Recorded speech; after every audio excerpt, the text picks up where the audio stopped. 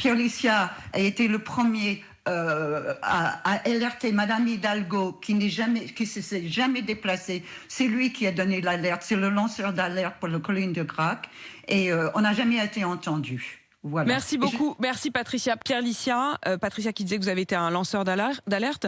Est-ce que les choses quand même avancent? Malheureusement, non, elles avancent pas, en tout cas pas dans le bon sens, plutôt elles s'aggravent. Vous l'avez évoqué, moi je suis riverain de ce quartier-là. Il y a 3 ans, j'avais alerté sur la situation de la colline du Crac, porte de la Chapelle. On avait quelques dizaines de toxicomanes. Depuis 3 ans, qu'est-ce qui a été fait? Après démantèlement successif sur démantèlement successif, les toxicomanes ont été déplacés finalement dans le nord-est parisien. Depuis 3 ans, on n'a fait que déplacer ce problème. On n'a fait que déplacer sans jamais tenter de le résoudre, sans jamais soit le déplacer, soit le disperser, comme le disait Patricia à l'instant. Mais comment les prendre en charge?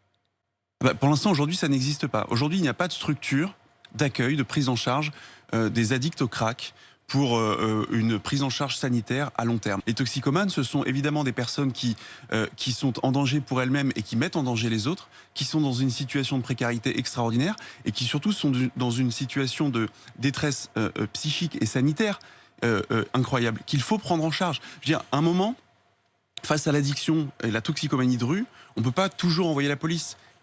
Ou mettre en place des rustines type hébergement d'urgence ou des distributions alimentaires. Ce qu'il faut mettre en place, c'est ne plus envoyer la police qui ne fait que déplacer le problème, et c'est envoyer des médecins. Il y a quelques années, il y a 3 ans, il y avait quelques dizaines, une grosse centaine de toxicomanes sur la colline. Aujourd'hui, ils sont plus d'1 millier, 1,5 millier. Je veux dire, si on avait pris ce problème-là dès il y a 3 ans à la racine, avec une prise en charge, les sortir de la rue, les sortir de leur environnement, avec ce cercle vicieux, ce cercle mortifère de la dépendance, de l'addiction et de la consommation, on n'en serait pas là aujourd'hui. La seule issue pour sortir ce quartier de l'ornière, c'est une prise en charge sanitaire. C'est une lutte sans merci contre le deal et contre les dealers, et c'est une prise en charge sanitaire. Et là, pour le coup, il faut un minimum de courage politique et de volonté politique.